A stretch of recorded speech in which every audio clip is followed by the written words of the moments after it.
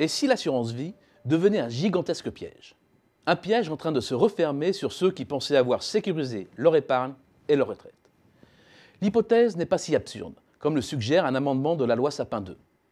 L'article 21 bis envisage, en cas de crise, la possibilité de suspendre, retarder ou limiter temporairement, pour tout ou partie du portefeuille, le paiement des valeurs de rachat, la faculté d'arbitrage ou le versement d'avances sur contrat.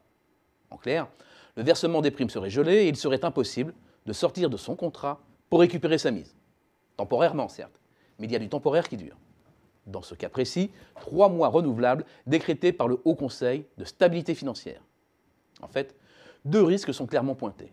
1. La poursuite sur une longue période des taux bas, voire négatifs sur les obligations d'État. 2. Leur remontée brutale. Pour bien comprendre, revenons sur certains fondamentaux de l'assurance vie. L'écrasante majorité des contrats sont des contrats en euros qui offrent ce triple avantage: rentabilité, disponibilité, garantie en capital.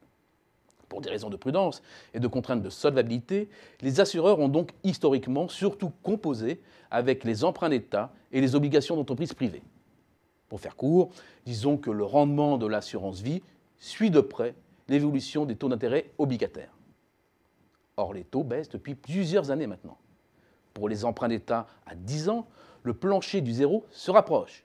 C'est pire en Allemagne, où les taux sont négatifs. Autant dire que ces niveaux ne sont tout simplement pas assez élevés pour payer les salaires et les frais de structure des assureurs.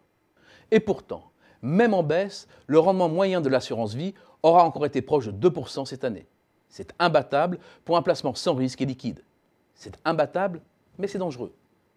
Pour réussir ce tour de passe-passe, les assureurs jouent un peu avec le feu.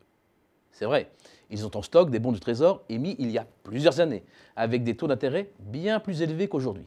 Mais ces stocks s'épuisent et la baisse actuelle des rendements ne le traduit que très partiellement, même si d'autres placements, comme l'immobilier, sont plus rémunérateurs. Les assureurs profitent aussi de la baisse des taux pour faire des plus-values sur leurs titres anciens.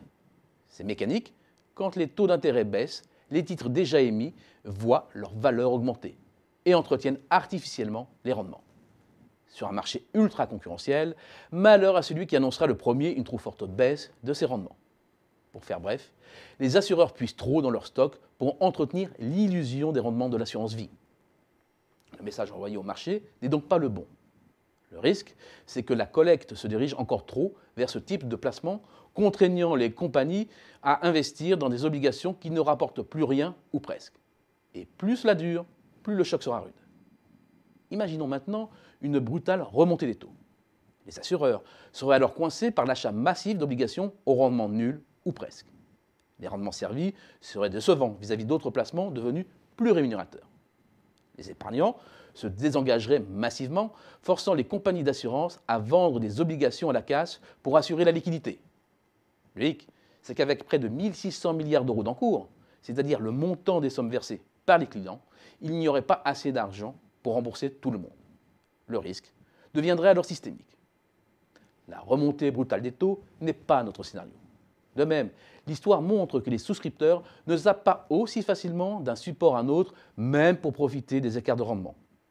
Mais cela n'empêche pas au modèle de l'assurance vie d'être terriblement sous pression.